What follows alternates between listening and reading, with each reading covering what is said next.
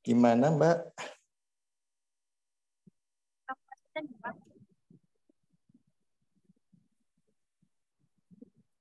Suaranya Mbak Yudit putus-putus. Sekarang sudah bisa didengar? Dah. Oke. Karena sudah jam 9.26 di waktu laptop saya, mari langsung kita buka saja kelas pada hari ini. Assalamualaikum warahmatullahi wabarakatuh. Alhamdulillah, puji syukur kehadirat Tuhan Yang Maha Esa, karena berkat rahmatnya hari ini kita bisa kembali belajar bersama di mata kuliah Public Speaking. Yang pada hari ini saya rasa sangat spesial ya, karena kita akan belajar langsung bersama dosen praktisi, yaitu Bapak Tato Prihasmanto dari Krisantium. Selamat datang Pak Tato. Ya, selamat Alhamdulillah. pagi. Ya, alhamdulillah ya. Dosen praktisi mengajar di kampus. Buat teman-teman, Pak Tato ini adalah owner dari Rumah Mode Krisantium, nggih Pak? Betul nggih? Ya, betul. Ya, Ya, dan sudah bertahun-tahun ini berkecimpung di dunia fashion kalau saya nggak salah baca berita dari Pak Tato ini. Dan Pak Tato ini juga kalau nggak salah pernah menampilkan rancangan batiknya kalau nggak salah nggak Pak di Jogja Fashion Week. Saya baca beritanya itu luar biasa sekali. Dan pastinya dengan pengalamannya Pak Tato ini yang sudah luar biasa, tentunya sudah tidak diragukan lagi nih kemampuan public speakingnya karena pasti tangannya. Nah, untuk teman-teman mahasiswa semua nanti bisa belajar banyak dari Pak Tato. Boleh juga nanti bertanya-tanya di sesi Q&A. Dan Pak Tato itu dengan senang hati membagikan ilmunya kepada kita semua. Baiklah, supaya waktu diskusian, kita mulai saja kelas pada hari ini. Kepada Pak Tato, waktu dan tempat saya persilahkan. oke. Terima kasih Mbak Yudit. Assalamualaikum warahmatullahi wabarakatuh. Waalaikumsalam Salam warahmatullahi sejahtera untuk kita semua. Sebelumnya saya minta maaf, tadi ada sedikit kendala. Sebenarnya udah ready dari jam 9 kurang tadi, tapi kok ada sedikit kendala untuk masuk ke link Zoom-nya. Ya, tadi sudah diperkenalkan oleh Mbak Yudi, terima kasih. Saya namanya Tato Prihasmanto, sarjana sosial. Jadi dulu saya kuliahnya itu ya di Diploma 3 Komunikasi Universitas Gadjah Mada Yogyakarta. Kemudian saya melanjutkan S1-nya di jurusan yang sama, komunikasi di Universitas Negeri 11 Maret Surakarta. Nah, kenapa sekarang jadi desainer profesinya? Mungkin bagi kalian semuanya bertanya-tanya ya. Dan ya memang karena saya bakat dari dulu, mungkin dari kecil ya, itu memang di fashion design gitu. Tapi pada saat saya SMA itu saya sudah nyambi kerja sebagai penyiar radio. Gitu. Jadi sebenarnya bakat untuk bekerja atau berkecimpung di dunia komunikasi itu juga sebenarnya sudah ada sejak lama. Makanya saya ngambil bidang komunikasi untuk pendidikan formal saya. Gitu ya. Nah, sebenarnya kemampuan public speaking itu saat ini tidak hanya untuk mereka-mereka yang berkecimpung di bidang komunikasi seperti penyiar ataupun MC atau apa gitu ya. Tapi semua bidang pekerjaan itu butuh yang namanya kemampuan public speaking. Jadi buat teman-teman di sini yang nantinya ingin menjadi apa saja, itu kemampuan public speaking itu sangat dibutuhkan. Itulah pentingnya kenapa kita belajar public speaking. Gitu. Baik, langsung saja akan saya, mungkin lebih tepatnya kita sharing ya, sharing-sharing karena untuk pengalaman komunikasi selain tadi saya penyiar radio, saya juga sempat menjadi MC di UGM, MC wisuda ya, wisuda S1, wisuda S2. Kemudian saat ini pun juga masih kadang-kadang diminta untuk menjadi MC atau moderator atau ya semacam itulah ya untuk event-event yang ada di biasanya kalau di mall-mall itu kan suka ada acara ya. Nah, itu biasanya saya juga diminta untuk menjadi MC. Kemudian saat ini saya juga menjadi narasumber di beberapa kegiatan dan saya juga mengajar di sekolah menengah kejuruan ya, SMK di Tata Busana, juga sering juga memberikan materi-materi tentang fashion di workshop-workshop. Oleh karena itu, kemampuan public speaking sekali lagi saya sampaikan itu sangat penting atau sangat dibutuhkan. Nah, sebenarnya apa sih public speaking itu? Barangkali teman-teman sudah banyak yang tahu ya, kalau kita googling di internet tuh kan pengertian public speaking itu banyak sekali ya. Nah, sebenarnya kalau kita bicara masalah public speaking, intinya itu kan sebenarnya adalah bagaimana cara kita public speaking itu seni ya, seni berkomunikasi yang dilakukan secara lisan ya, untuk menyampaikan ide-ide kita, gagasan kita, pesan, pendapat kita kepada audiens gitu. Nah, tentunya penyampaiannya itu juga diharapkan bisa didengarkan oleh audiens dan pesan yang kita sampaikan juga bisa sampai kepada audiens kita gitu. Nah, tujuan dari public speaking itu sebenarnya selain menyampaikan sesuatu juga bisa memotivasi. Jadi seperti kalian misalnya nanti pasti ada tugas ya, ada tugas untuk mengajar atau apalah seperti itu juga bisa memotivasi dengan kemampuan public speaking itu. Ya. Kemudian bagi mahasiswa, sebenarnya apa sih manfaat public speaking? Jadi buat kita apa sih belajar public speaking pentingnya buat mahasiswa? Kan aku nggak ingin jadi praktisi di bidang komunikasi misalnya. Aku nggak pengen jadi presenter misalnya. Tapi apapun kalian nanti, public speaking bagi mahasiswa itu sangat penting karena yang pertama itu bisa meningkatkan rasa percaya diri. Kalau kalian bisa ngomong, kalian bisa berbicara di depan umum, kalian bisa menguasai diri kalian, itu kalian akan tambah pede ya. Kemudian kalian juga bisa menjadi pemimpin. Karena seperti kalian tahu, salah satu kriteria pemimpin yang baik itu dia bisa menyampaikan ide-ide atau gagasannya di depan anak buahnya. Ya. Jadi kalau kalian sebagai pemimpin, kalian jadi ketua, misalnya nanti ada proyek nih, kalian bikin proyek, kemudian kalian disuruh memimpin teman-teman kalian, tapi kalian nggak bisa menyampaikan ide atau gagasan kalian ke teman-teman, kan juga mungkin kegiatan yang kalian lakukan itu tidak akan mencapai hasil yang maksimal. Kemudian kalian juga bisa menjadi modal untuk networking, ya, dengan kemampuan public speaking itu. Karena ke public speaking itu tidak hanya kalau kalian bayangkan berbicara di depan banyak orang, tapi kita berbicara di depan 5 orang, ya, kurang dari 10 orang, itu juga sudah menjadi public speaking dan di situ kalian bisa mendapatkan networking yang lebih luas lagi. Gitu. Kemudian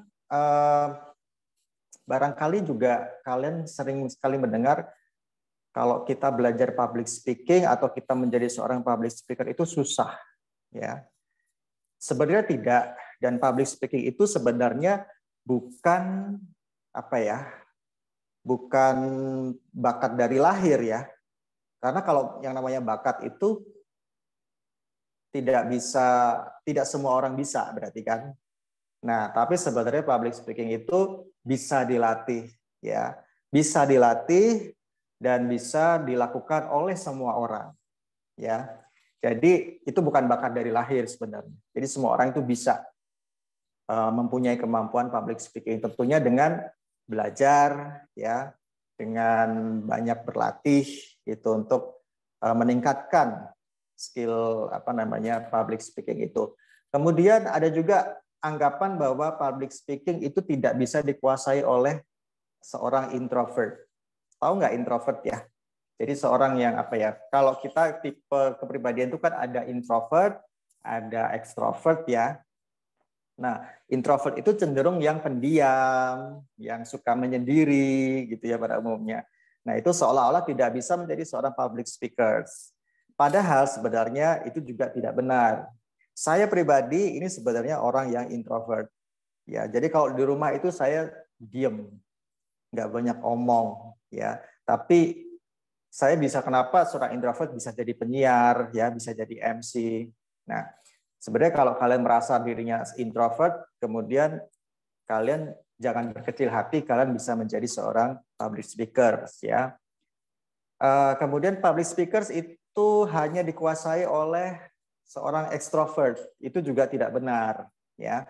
Jadi kalau kalian misalnya merasa, oh aku orangnya banyak ini apa namanya terbuka, banyak bergaul ya, kemudian belum tentu juga dia akan menjadi seorang public speakers yang baik ya. Tapi mungkin dalam proses belajarnya seorang introvert itu akan lebih lama belajar public speaking daripada seorang extrovert ya. Kemudian apakah seorang public speakers itu harus membuat audiensnya tertawa untuk membuat satu presentasi public speaking itu menarik? Itu juga salah. Tidak semua public speaking atau public speakers yang baik ya itu harus membuat audiensnya tertawa. Memang ya kalau dalam satu apa namanya pertemuan atau satu presentasi itu kita sisipkan humor itu memang bagus ya. Jadi nggak ngantuk gitu ya. Tapi masing-masing orang itu punya ciri khas sendiri ya. Masing-masing public speakers itu punya ciri khas sendiri. Bagaimana cara mereka untuk menarik perhatian tanpa harus semuanya harus dengan joke-joke atau dengan apa ya sesuatu humor gitu. Itu nggak seperti itu. Ya, jadi jangan khawatir buat kalian yang introvert, kalian bisa menjadi seorang public speakers juga ya, tentunya dengan belajar. Nah, bagaimana caranya untuk menjadi seorang public speakers? Itu selain belajar seperti ini, kalian ada mata perkuliahan public speaking, kalian juga bisa mengambil kursus-kursus public speaking yang sekarang banyak sekali di luar. Kemudian juga bisa berlatih sendiri, caranya seperti apa? Bercermin ya di depan cermin itu kalian bisa melatih berbicara di depan cermin ya sebelum kalian menghadapi audiens yang banyak gitu. Kemudian pasti ada namanya nervous sebelum public speaking ya. Nah, kalau nervous itu wajar dan itu alami dan setiap orang itu pasti mengalami. Bahkan seorang katakanlah motivator, MC, presenter yang sudah profesional pun akan mengalami nervous ya. Jadi itu hal yang wajar dan tidak bisa dihindari ya. Nah, bagaimana tips-tips ketika menghadapi nervous atau grogi? Kalau saya biasanya pertama datang sebelum acara. Nah, sebenarnya tadi ini udah sempat grogi juga nih karena saya telat masuk di Zoom. Jadi nggak enak banget tuh rasanya karena keburu-buru kesannya ya kan. Padahal saya udah prepare nih 15 menit sebelum jam 9 itu saya sudah ready gitu kan. Cuman karena ada kendala teknis jadi telat akhirnya. Nah, kemudian juga selain tadi datang lebih awal ya, yang pertama selain itu juga persiapan. Persiapan termasuk juga materi ya. Kita buat semacam catatan kecil ya. Jadi jangan dihafalkan materi itu, tapi kita buat poin-poinnya, kemudian kita resume ya, seperti resume itu, kemudian kita kembangkan sendiri pada saat kita ngobrol seperti ini ya. Jadi jangan dihafalkan materi itu karena kalau dihafalkan malah tidak menarik jadinya ya. Kemudian kita harus tahu audiensnya siapa ya. Misalnya saya berbicara dengan orang-orang mungkin yang bapak-bapak, ibu-ibu gitu ya. Karena saya sering memberikan materi juga di ibu-ibu nih, emak-emak gitu ya. Itu kan beda gitu cara kita berbicaranya gitu. Kita pakai bahasa mereka juga, bahasa emak-emak gitu.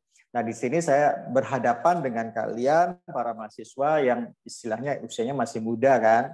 Jadi ya stylenya style anak muda sekarang gitu ya. Nah, ketika kita tahu audiens kita siapa, otomatis kita bisa menyiapkan hal-hal yang relate ya dengan anak muda atau audiens kita ya, bukan anak muda aja sih, tapi audiens kita seperti apa gitu.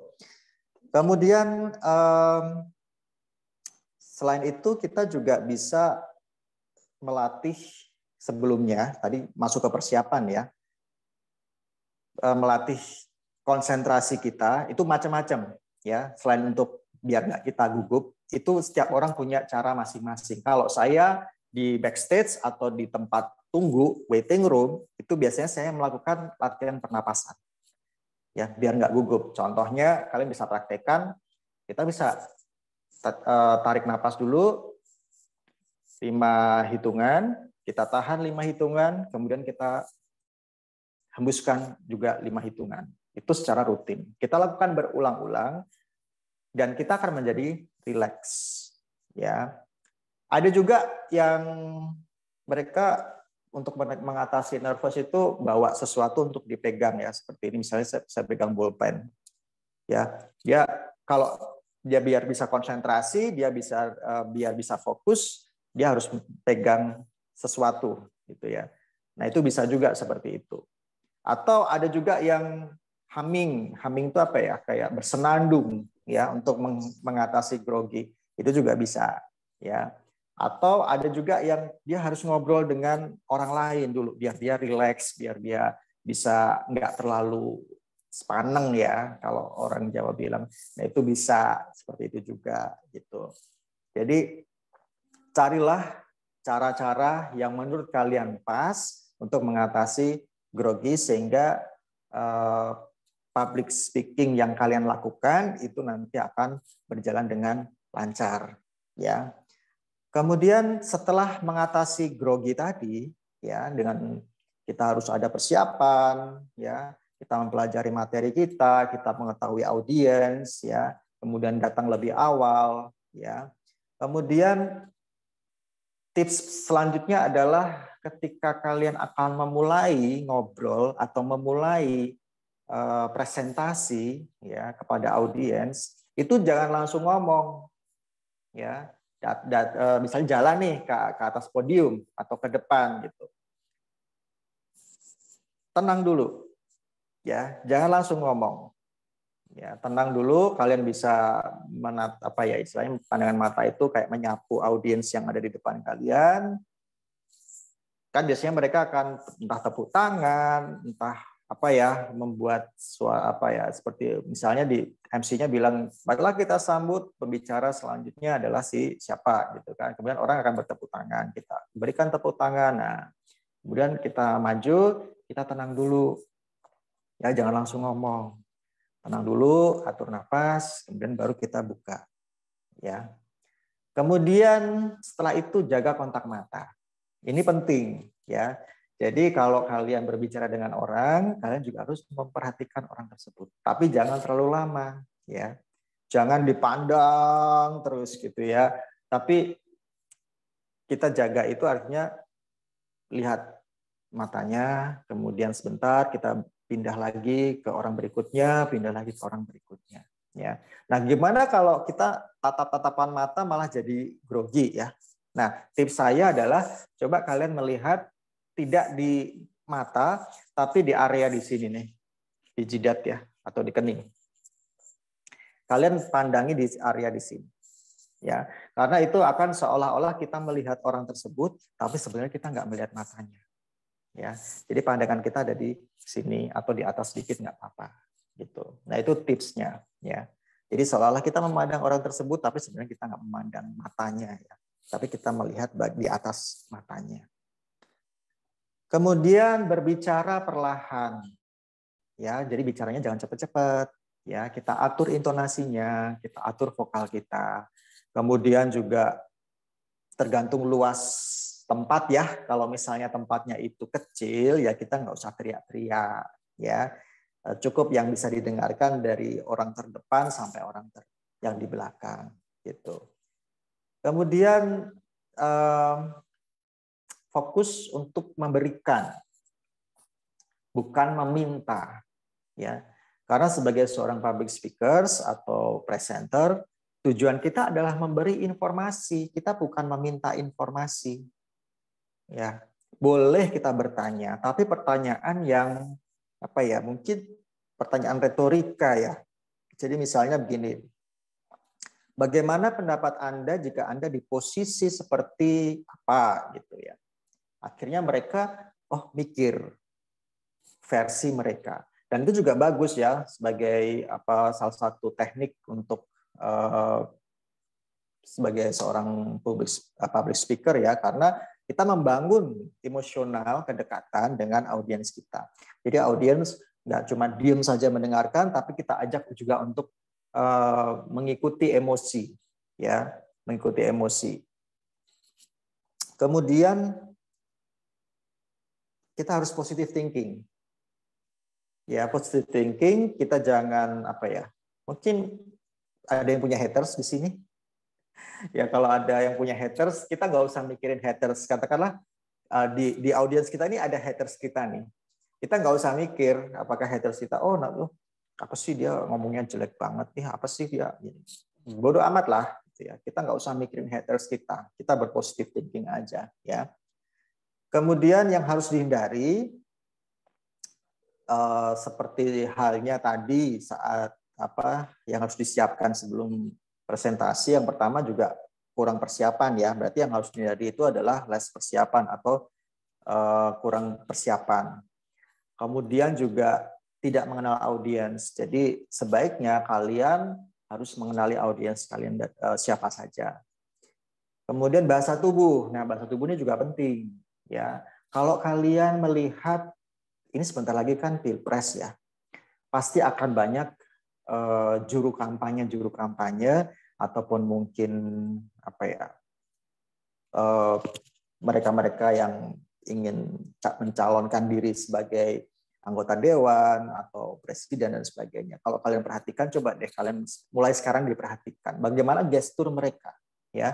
Jadi sebenarnya ada ilmunya bagaimana membuat gestur yang menarik atau mengajak audiensnya untuk yakin dengan apa yang disampaikan. Dulu saya mengamati Pak SBY, ya. Ketika berorasi, Pak SBY itu memiliki gestur yang unik, ya, gestur yang benar-benar tertata, gestur yang ini si bapak ini belajar public speaking nih, ya. Nah itu kalian bisa lihat di situ, bagaimana ketika beliau ngomong, ya, gerakan tangannya, gerakan tubuhnya, gerakan ekspresi wajah, gerakan kepala dan sebagainya.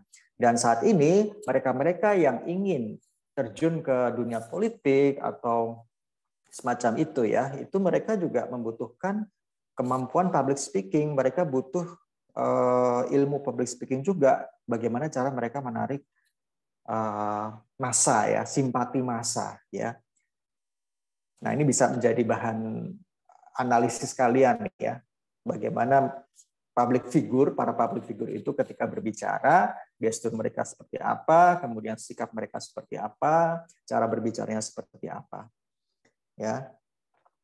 Kemudian ketika kita presentasi, kadang-kadang kan kita suka ada tampilan gitu ya, slide atau apapun itu ya, PowerPoint atau apa. Nah itu usahakan kita jangan terlalu sering melihat slide atau PowerPoint. Ya. Jadi kalau saya pribadi sebenarnya kalau saya memberikan materi itu saya jarang sekali terfokus pada PowerPoint. Karena kadang-kadang kita kayak membaca saja, udah biar mereka kasih aja materi, udah biar dibaca sendiri. Itu lebih gampang ya. Tapi dengan berbicara seperti ini akan lebih ada kedekatan dengan audiens daripada kita hanya sekedar membaca dari PowerPoint.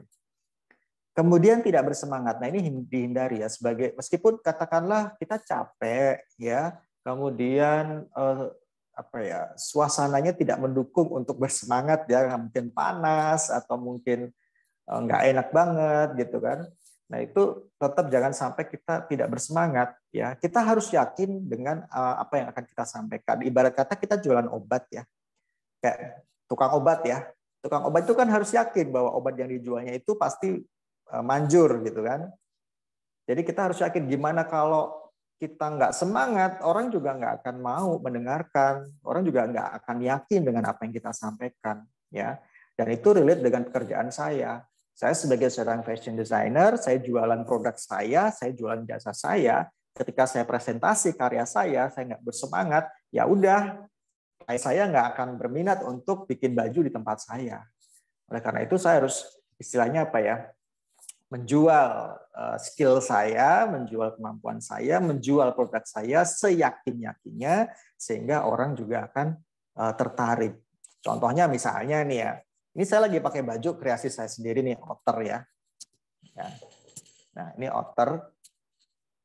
Nah outer ini terbuat dari kain perca, kain sisa, yaitu limbah. Ya. Nah ini sudah produk ini sudah saya launching tahun lalu 2022 di saat Indonesia Fashion Week di Jakarta. Dan ternyata respon masyarakat luar biasa. Mereka merespon dengan baik dan antusias gitu. Bahkan kemarin di Inacraft saya juga pameran dengan produk ini. Nah, ini sebenarnya kan adalah limbah ya. Limbah artinya kain perca yang dibuang sebenarnya.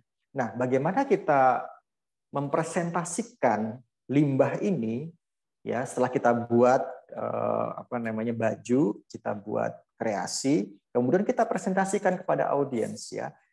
Kita perlihatkan kepada mereka keindahan dari sebuah limbah. Ya. Kalau kita tidak bisa mempresentasikan dengan baik, orang akan aduh apaan sih itu di pasar Beringharjo banyak itu yang seperti itu. Apa sih bedanya dengan yang di situ? Ya kan? Tapi karena saya bisa menjualnya, ya, saya bisa meyakinkan klien saya untuk membeli produk limbah saya ini, makanya mereka juga pertama mereka mau beli, ya. Kedua, mereka mau pakai. Yang ketiga, mereka mau membayar lebih dari harga yang sewajarnya. Katakanlah mungkin kalau baju kain perca berapa sih jatuhnya? Ya kan nggak ada 100.000, saya jual baju seperti ini 350.000. Dan mereka fine-fine aja, nggak masalah. Dan mereka tahu bahwa baju saya ini baju limbah. Gitu loh. Kenapa mereka mau spend money lebih banyak dengan untuk membeli suatu produk limbah gitu. Karena mereka yakin dengan produk yang saya buat, produk yang saya kreasikan, itu mereka tambah confidence ya untuk memakainya, mereka tambah percaya diri dan orang pasti akan memuji penampilan mereka. Nah, itulah sebenarnya keberhasilan dari kita menjual dengan teknik jualan, atau bisa dibilang saya pakai ilmu public speaking juga ya. Istilahnya kalau orang pernah tahu nggak sih kalau bahasanya peres gitu ya, peres lah gitu. Jadi kita kayak agak sedikit melebih-lebihkan ya, tapi kan dengan dalam arti yang positif gitu. Jadi itulah ya teknik yang saya pakai ketika saya selling produk ya. Dan nantinya kalau kalian juga bekerja di bidang apapun, apalagi orang marketing, kalau kalian nggak punya skill public speaking juga akan susah gitu ya. Atau kalian bekerja di hotel nanti misalnya ya, jadi mau jualan produk ya, jualan hotel, jualan produk di hotel, kalian nggak punya skill public speaking, gimana kalian mau dapat klien gitu? Pasti akan susah ya. Nah kadang-kadang kita jualan produk yang biasa, tapi kita kemas dengan cara berbicara kita yang enak ya, kita menghargai orang yang kita ajak berbicara, itu orang akan respect pada kita ya, dan akhirnya mereka akan yakin dengan produk yang kita jual. Ya, jadi kadang-kadang saya berpikir jadi produk saya itu bukan produk yang terbaik, masih banyak desainer lain yang juga membuat produk-produk yang bagus. Tapi kenapa mereka mau membeli produk saya? Karena mereka yakin dengan produk saya, ya dibanding dengan produk-produk lain.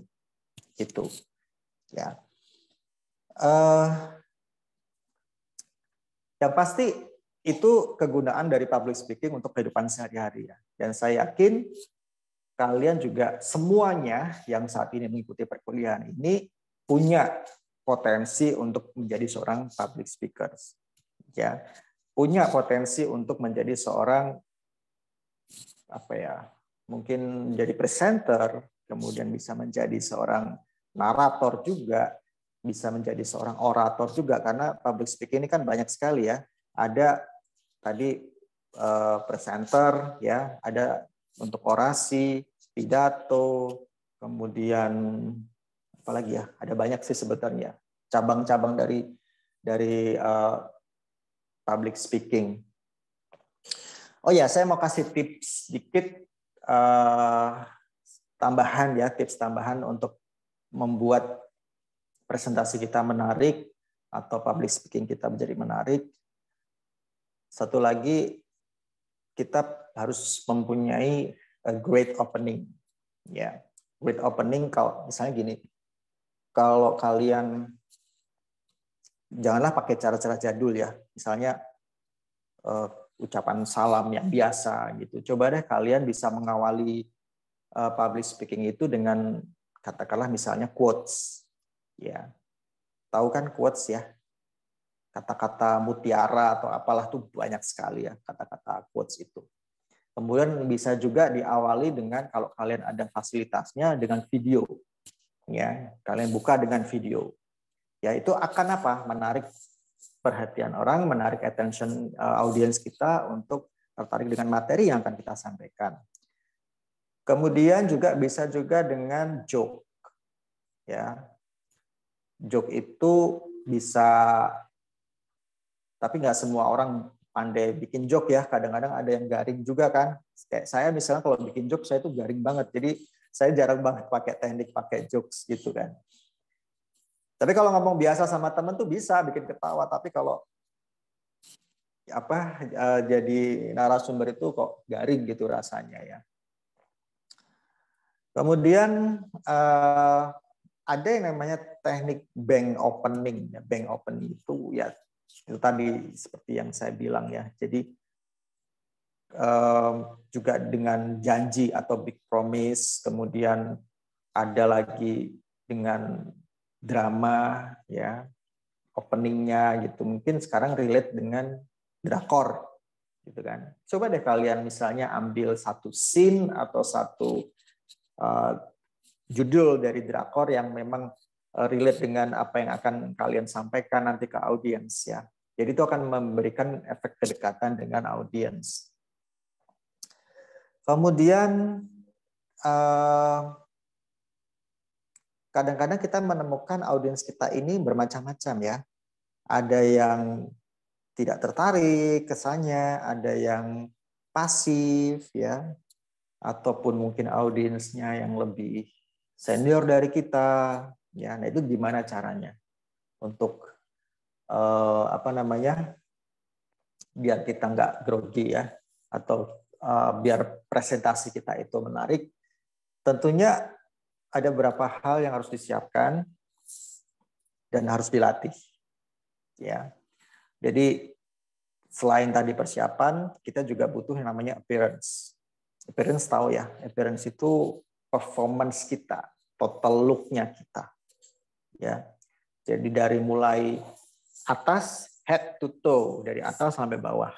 Ya. Karena apa?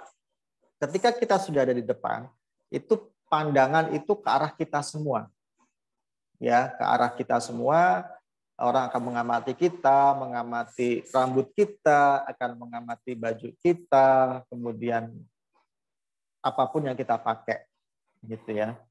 Jadi kita harus appearance kita itu harus yang nggak usah yang terlalu heboh, yang biasa-biasa aja, enak dilihat, tapi ya tetap sewajarnya sajalah, gitu ya. Mungkin unik sedikit nggak apa-apa. Ya, karena dengan appearance yang menarik, otomatis akan meningkatkan rasa percaya diri kita, sehingga kita menghadapi orang-orang yang seperti tadi, atau audiens kita yang seperti saya sebutkan tadi, misalnya pasif, kemudian tidak tertarik, ataupun mungkin lebih senior, itu akan sedikit tertanggulangi lah, gitu, audiens-audiens yang seperti itu. Nah, kemudian ada hal yang perlu kalian hindari pada saat public speaking ya, kalian melakukan public speaking atau presentasi. Yang pertama, jangan jangan terlalu kalian berpatokan pada angka. Kalau kalian mau presentasi itu kan suka ada nih ya, misalnya data statistik bla bla bla bla bla bla gitu kan. Nah, itu jangan terlalu dibahas lah masalah angka, karena kita pusing gitu, audiens pusing gitu kalau masalah angka-angka gitu kan. Mendingan kalian lebih ke cerita gitu ya. Kenapa sih misalnya kalian berbicara masalah stunting gitu kan. Bolehlah kalian sedikit pakai data stunting gitu kan. Tapi kalau kita bicara masalah angka sekian ribu, sekian juta dan sebagainya tuh pusing nanti audiens kita. Jadi kita cerita saja ya. Dan kita nggak usah ngomongin orang juga ya ketika kita melakukan public speaking atau presentasi ya. Jadi hindari untuk memberikan contoh ke pihak lain atau orang lain. Gitu ya, apalagi yang menjelek-jelekan. Nah, itu tolong dihindari ya. Kemudian juga tekanan kalimat itu juga harus jelas ya, sehingga orang bisa menangkap apa yang kita maksud. Ya, karena kalian sering mendengar nggak sih kalau yang namanya orang katakanlah lagi ngomong, lagi berpidato, kemudian ada yang di videoin gitu ya, ada yang videoin, kemudian videonya itu dipotong.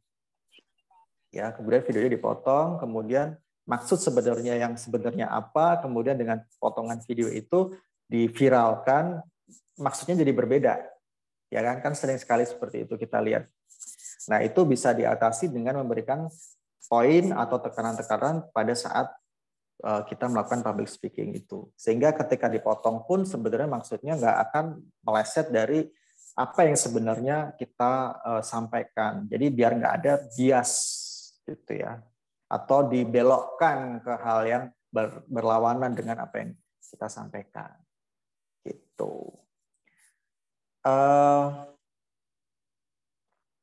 Jadi itu untuk sedikit sharing saya tentang public speaking di awal. Sebenarnya kalau kita belajar public speaking, materi untuk satu hari ini nggak cukup ya. Perlu banyak hal yang kita sampaikan dan banyak berlatih. Oke, gitu mungkin Mbak Yudit, barangkali materi yang saya sampaikan atau sharing yang saya berikan, barangkali ada teman-teman yang ingin bertanya, saya persilahkan. Oke, terima kasih banyak ini Pak Toto untuk ilmu dan juga cerita pengalamannya ya. Tadi kalau saya dengar dari Pak Toto itu wow banget ya Pak pengalamannya. Pernah jadi penyiar radio, pernah MC, ngajar juga gitu ya. Jadi Ya, tadi saya sempat mikir juga sih Pak, kayaknya program dosen praktisi ngajar di kampus itu kayaknya memang perlu dilakukan. Dan saya mendukung banget karena kadang teori yang saya sampaikan sebagai dosen dan juga praktisi itu mungkin agak berbeda gitu ya. Dan kita perlu beda. tahu, perlu tahu bagaimana kalau kita menghadapi di real dunia nyatanya gitu. Oke, tadi yang saya bisa highlight dari apa yang disampaikan oleh Pak Tato itu adalah salah satu manfaat besar dari public speaking, teman-teman, itu adalah networking yang luas ya, Pak.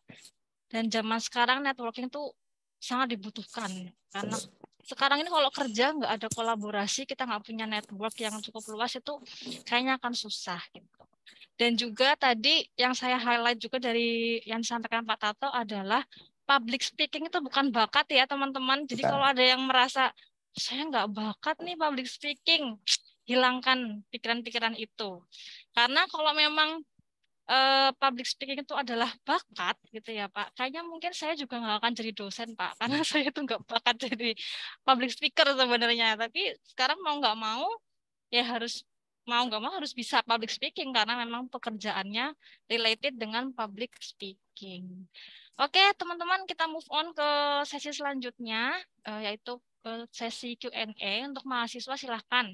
Kalau misalnya ada yang mau ditanyakan, ingin penjelasan lebih detail dari Pak Tato, atau mungkin menyampaikan sesuatu, mau menyampaikan sesuatu, dipersilahkan sama teman-teman.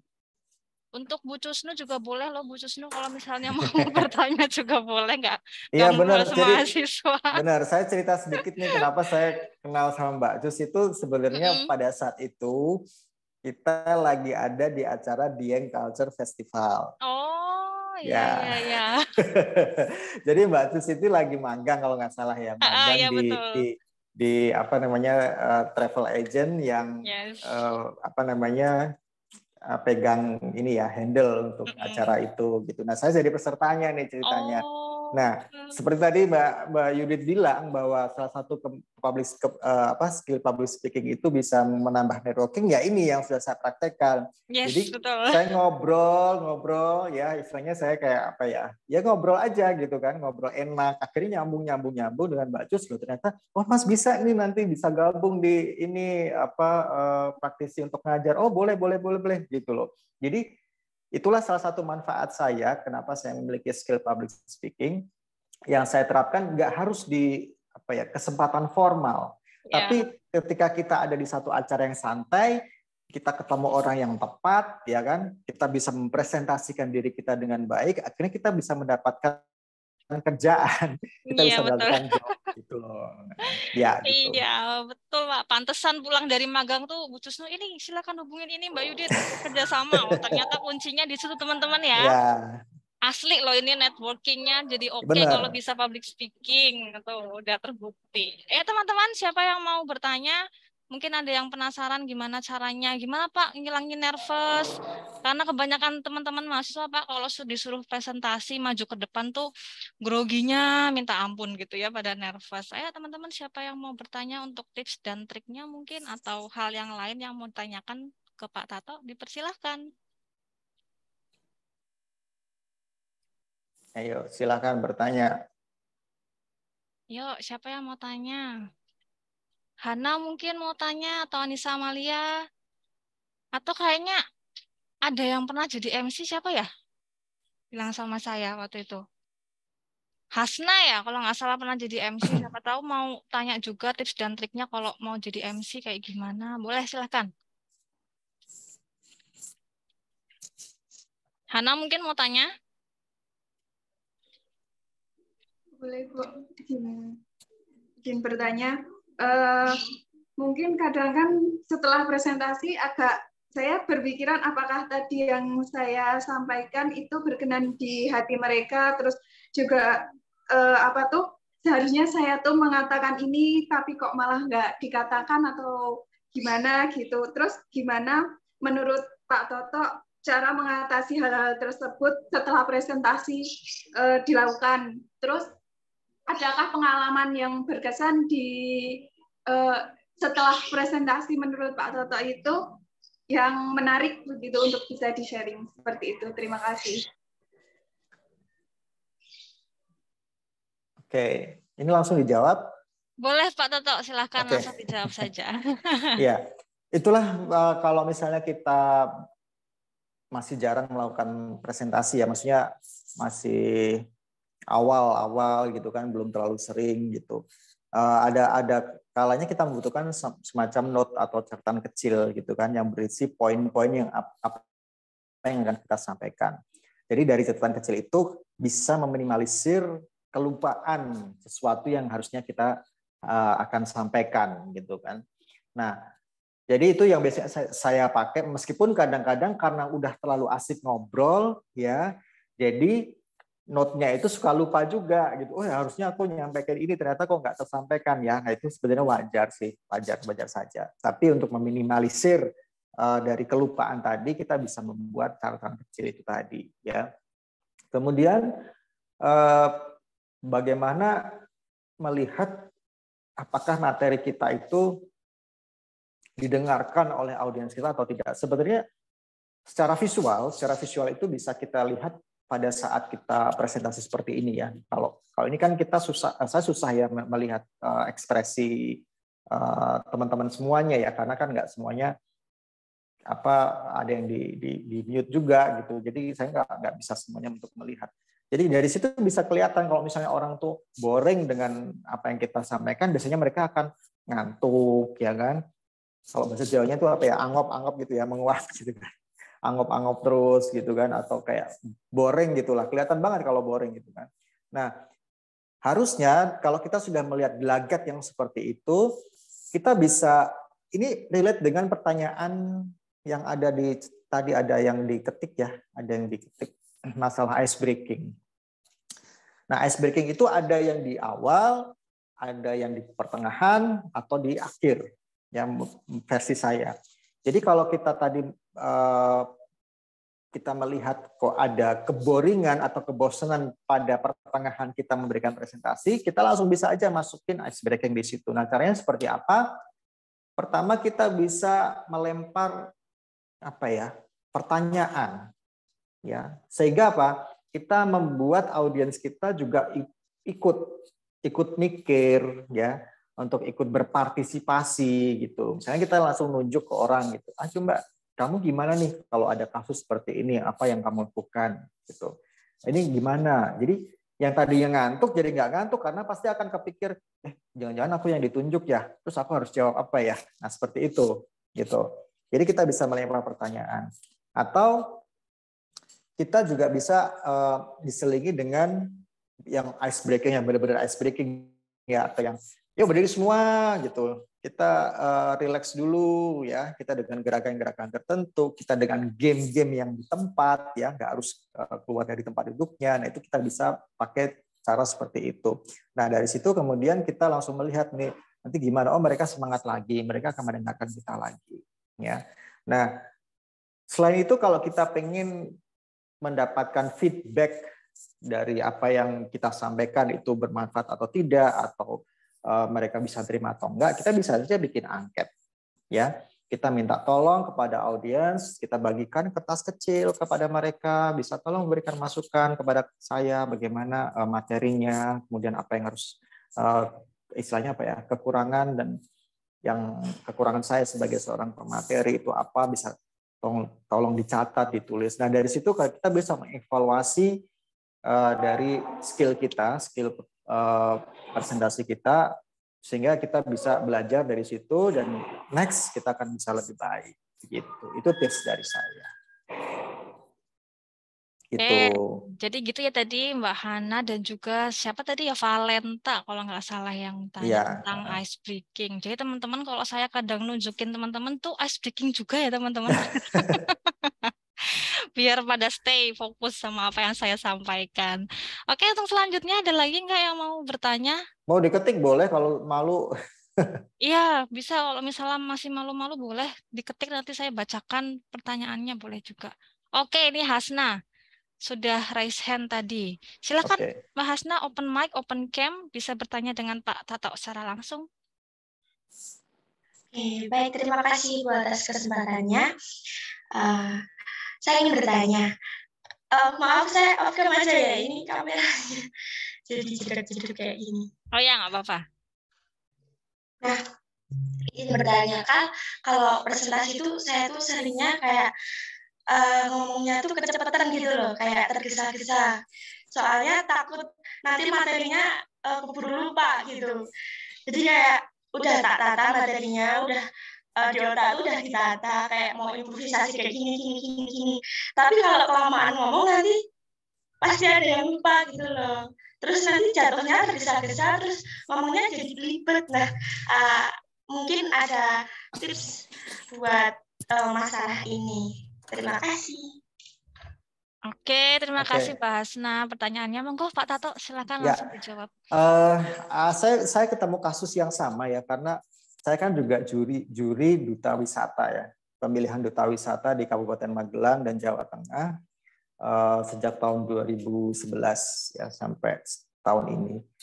Saya seringkali menemukan para peserta itu nervous, grogi, atau memang tipikalnya ketika berbicara itu cepat gitu, sehingga apa yang disampaikan itu kayak, jadi kalau saya dengerin tuh kayak saya ngos-ngosan juga, ikut ngos-ngosan gitu loh dengerinnya gitu kan, karena ngomongnya terlalu cepat gitu kan, kayak dikejar-kejar setan gitu kan. Jadi tipsnya adalah saya bilang gini, you have to be cooling down a little bit gitu kan. Kamu coba deh tenang dikit deh gitu. Jangan terlalu tergesa-gesa ketika menyampaikan sesuatu. Nah, kita harus belajar ya, harus belajar. Nggak bisa memang style kita ngomongnya cepat, kemudian dipelanin, nanti malah jadi aneh gitu kadang-kadang. Nah, salah satu triknya pertama, tadi kan kita pakai note nih, kita pakai poinnya aja, poin yang akan disampaikan apa kita highlight.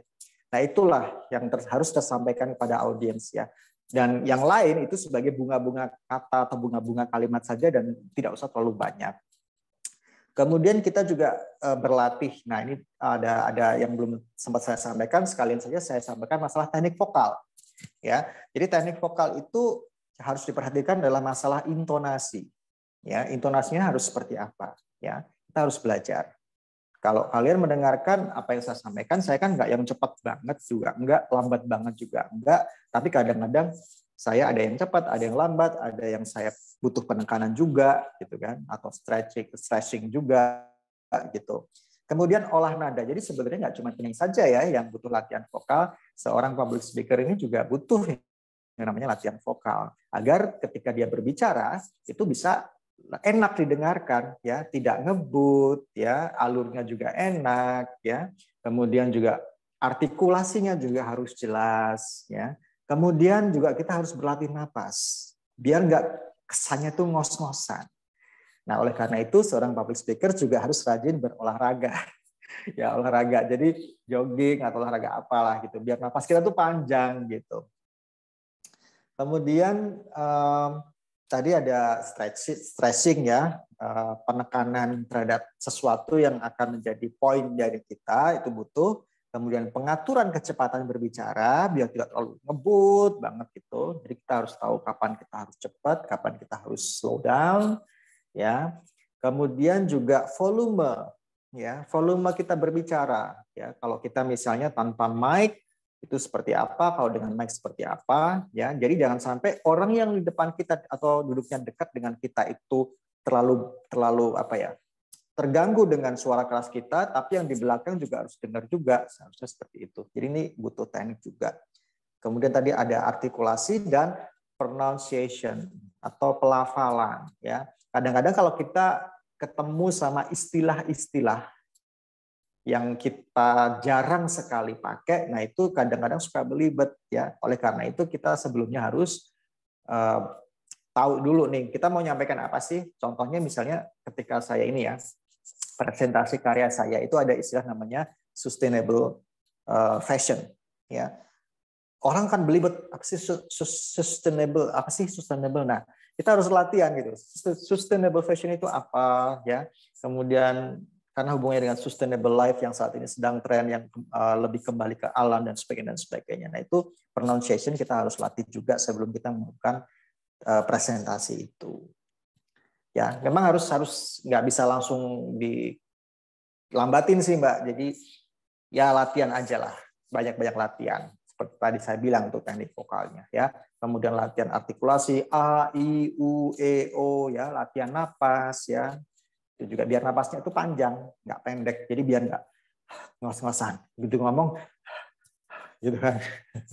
Gitu ya. Baik, terima kasih atas jawaban dan tips-tipsnya. Ya. Terima kasih. Ya, sukses. Oke. Terus tadi ada yang ngetik ya? Ya, ada juga yang ngetik, Pak. Ini dari Nita Dewi. Bertanya, Pak, bagaimana menarik antusiasme audiens atau agar audiens itu memperhatikan ketika kita berbicara di depan. Karena terkadang audiens itu ke distraksi dengan hal lain. Betul. Monggo, Pak Tato. Oke, ya. Jadi seperti saya tadi juga sedikit saya sampaikan ya, kalau audiens udah mulai boring ya, yang harus kita siapkan pertama kali adalah kita menyiapkan yang mereka lihat. Ya, apa sih yang mereka lihat? Performance kita. Ya, performance kita harus eye catching. Eye catching dalam positive way ya. Jadi jangan eye catching yang norak lah atau yang apa gitu ya. Tapi eye catching yang enak dilihat. Oleh karena itu, ketika saya melakukan public speaking, saya memperhatikan apa yang saya pakai, ya. Kemudian saya dandan juga, gitu kan. Minimal kalau cowok itu mukanya jangan yang berminyak lah ya. Jadi buat para cowok nih, nggak ada salahnya kalian juga punya alat kosmetik. Ya, karena kalau saya presentasi saya juga pakai apa namanya, pakai makeup yang natural, artinya makeup yang tidak kesannya menambah, tapi lebih kepada biar nggak kelihatan apa ya, lecek, biar kelihatan fresh gitu kan, tidak berminyak ya. Berminyaknya apa? Kalau glowingnya karena perawatan sama glowingnya berminyak kan beda ya. Jadi biar nggak berminyak aja gitu. Biasanya saya pakai cuman bedak tipis aja, kemudian saya pakai rambutnya rapi, pakai gel, kemudian saya pakai outfit yang menarik gitu, menarik, unik gitu. Ketika mereka melihat itu, kok bajunya lucu ya, bajunya unik ya, bagus banget. Nah seperti itu, karena saya fashion designer kan. Kemudian jangan lupa senyum, ya, selalu senyum, jangan mukanya cemberut. Nah, kemudian kita buka seperti tadi saya bilang, teknik membuka presentasi. Ya, jadi teknik membuka presentasi itu kan sedikit tadi ada seperti apa namanya, bisa dibuka dengan joke, bisa dibuka dengan lagu, bisa dibuka dengan quotes ya, bisa dibuka dengan kita tayangan video ya.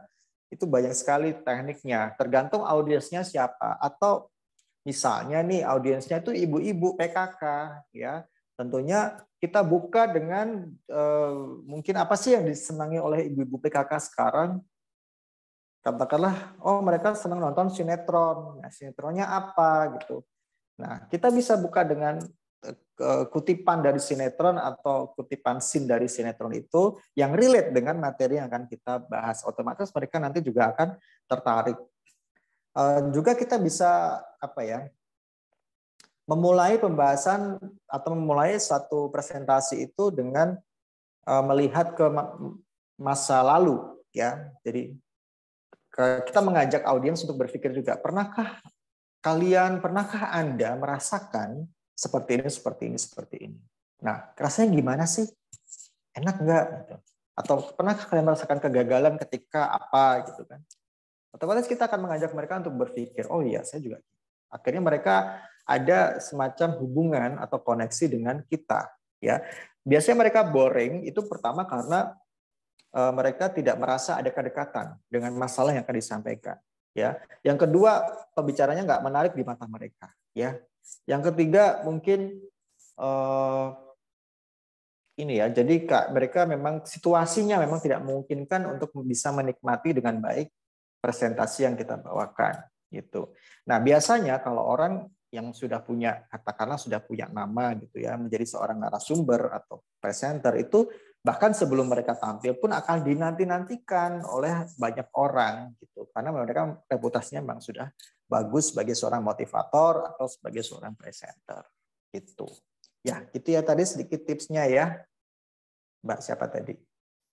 Oke, Mbak Nita tadi, Pak. Mbak Nita, oke. Ya. Oke, next Pak Tato, ini ada yang mau tanya lagi secara langsung dari Mbak Risma. Silakan Mbak Risma, mungkin bisa open cam atau open mic, lalu bertanya langsung ke Pak Tato. Baik, terima kasih kesempatannya Bu Yudit. Tapi sebelumnya saya izin off cam karena sinyalnya rada ini ya Bu. Saya apresiasi kepada Pak Tato ya atas materinya tadi, sangat luar biasa.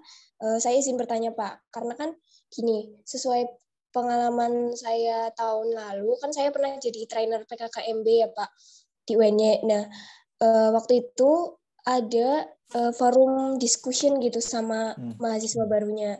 Nah, kita tuh kan setiap kelasnya itu ada 2 trainer ya Pak. Nah, setiap trainernya itu megang berapa anak gitu Pak dalam satu breakout Zoom gitu. Nah, yang ingin saya tanyakan itu waktu itu kan kita dikasih kayak rundown, besok ada forum diskusinya, ada forum diskusi sama maba gitu kan mendadak. Nah, gimana sih cara supaya kita itu kan belum tahu loh pandangan ke depan materi apa yang bakal kita sampaikan gitu ke mabanya gitu dengan tema ini. Nah, menurut Pak Tato itu gimana sih cara supaya kita itu bisa menguasai materi dengan cepat gitu Pak? Karena waktu itu kayaknya kita cuma dikasih waktu H-1 gitu. Terima kasih. Oke. Memang ya salah satu keberhasilan dari presentasi atau kegiatan public speaking adalah kita menguasai materi ya. Jadi kita pelajari dulu materinya sebelum kita melakukan presentasi. Nah, tapi kadang-kadang kita memang ada kasus ketika materi yang kita sampaikan itu datang terlambat atau mungkin kita dapatnya juga terlambat gitu. Nah, itu salah satu resiko juga yang harus kita hadapi ya. Tapi sepanjang itu materinya masih relate dengan apa skill kita, karena biasanya gini ya Kak, misalnya saya diminta untuk menjadi pemateri atau sebagai narasumber hal-hal yang memang relate dengan apa yang sudah saya kerjakan ya. Background saya adalah komunikasi. Jadi orang yang hire saya atau yang meminta saya itu pasti sudah tahu karena saya backgroundnya komunikasi, berarti ngobrolnya tentang komunikasi. Pekerjaan saya sebagai seorang fashion designer, jadi materinya pasti soal fashion. Jadi saya udah siap dengan semuanya. Mau fashion, mau yang apa nih? Mau tentang konsep fashion atau konsep desain, oke. Mau tentang teknik jahit, oke. Mau tentang teknik pola, oke. Jadi sewaktu-waktu mereka meminta saya untuk, Mas materinya ini ya, materinya kalau misalnya fashion tentang bagaimana cara membuat konsep fashion gitu. Oke, saya udah siap meskipun saat last minute lah ketika saya diminta untuk memberikan materi itu gitu.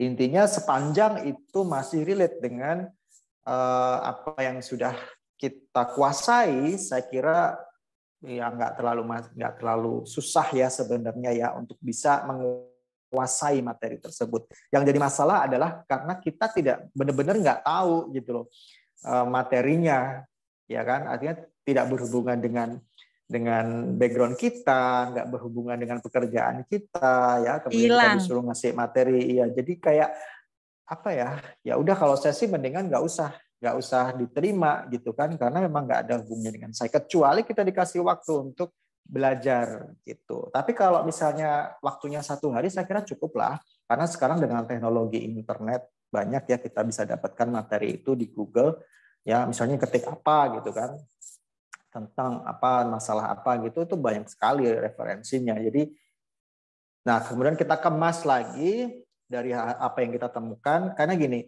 Kalau saya kan belajar masalah broadcast ya, artinya jurnalistik, radio dan televisi juga gitu. Bahasa lisan dan bahasa tulisan itu berbeda, ya. Jadi kita nggak bisa misalnya kita membaca berita atau kita membaca teks gitu kan dari buku, kemudian kita sampaikan langsung dengan benar-benar plak seperti bahasa tulis, itu kadang-kadang nggak bisa gitu. Jadi kita harus pindah, ya. Kalau di apa ya?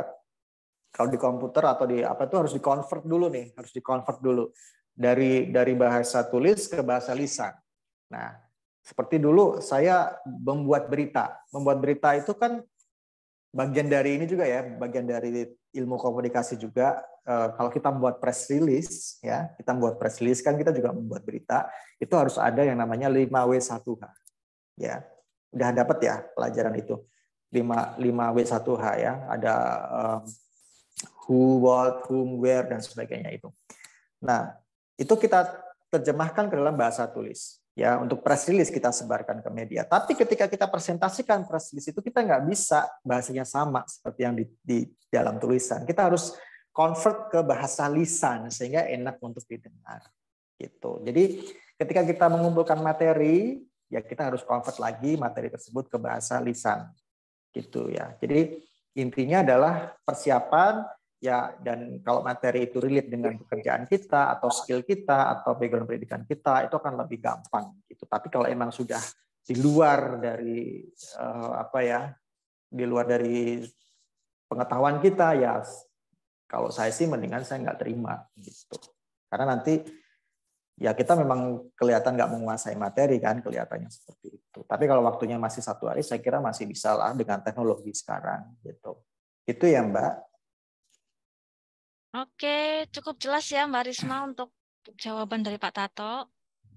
Jelas Bu, terima kasih. Terima kasih. Ya, sama-sama. Oke, next kita ada Mbak Mailani nih, Pak Tato. Silakan Mailani kalau mau bertanya langsung. Baik, terima kasih untuk kesempatannya Miss Yudit. Selamat siang Pak Toto. Perkenalkan saya Meilani dari kelas ADP Bewates.